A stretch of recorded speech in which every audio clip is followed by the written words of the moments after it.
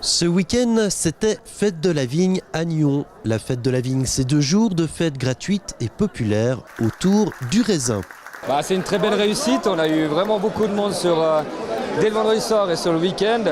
Un engouement populaire, bien évidemment, qui nous réjouit. Le district a répondu présent, le beau temps aussi. Donc pour l'instant, c'est une super réussite. La Fête de la Vigne, c'est aussi l'occasion pour les autorités locales de resserrer les liens et d'en créer de nouveaux, voire de faire passer son message auprès du Conseil d'État vaudois, par exemple au sujet de la péréquation. Absolument, on sait toujours que c'est dans les carnets de sel que se prennent les décisions les plus importantes. Je crois qu'ici, ces déclarations font du bien, mais on espère toujours, et c'est ça un petit peu le plus difficile, c'est qu'on espère qu'il y ait véritablement des suites qui soient concrètes. Les communes avaient voté une résolution récemment, Madame Métro va y répondre, le Conseil d'État aussi. On ne doit pas faire la guerre, on doit se parler.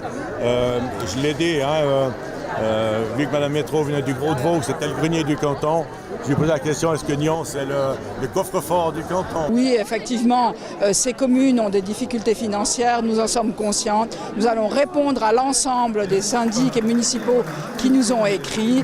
Il y a un premier pas qui a été fait dans le cadre des accords canton-commune qu'on a trouvé il y a quelques semaines, et j'espère que le Grand Conseil validera cet accord de manière à ce qu'il y ait une redistribution pour le district et pour les communes qui en ont besoin. Créé en 2011 par la Jeune Chambre internationale de la Côte, cet événement rassemble autour de la vigne de la Duche, symbole de l'union des 47 communes composant le district de Nyon. On voit que le district fonctionne maintenant. Cette réunion des 2 districts est une chance, je pense, pour la région. On l'a vu au niveau économique. C'est un vrai développement et je pense qu'on est vraiment un poids dans la région par rapport au canton. C'est vraiment le côté positif de cette réunion du district. Cette 8e édition de la Fête de la Vigne coïncidait aussi avec les 10 ans de la création du district de Nyon. Et si tout le monde a bien compris le concept de fêter la vigne, celui du découpage électoral et administratif de l'État de Vaud reste beaucoup plus opaque. Qu'est-ce que ça représente, la Fête de la Vigne, pour vous? Pour moi, c'est le travail de tous les ouvriers, patrons et tout.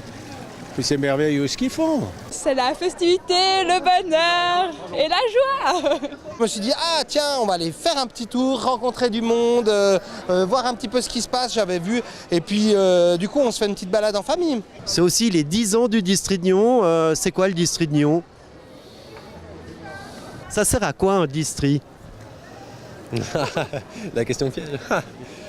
Un district, c'est une association de plusieurs communes. C'est, sauf erreur, 47 communes qui se sont regroupées il y a 10 ans. Voilà. Un concept difficile à comprendre, et ce même en envoyant notre reporter la plus tenace. Qu'est-ce que c'est le district de Nyon? 48 communes. 48 communes. Mais à quoi ça sert? À rien. Quoi qu'il en soit, la Fête de la Vigne et des 10 ans du district a fait le plein. Concerts, spectacles, stands et rallyes ont concouru à la réussite de cette manifestation.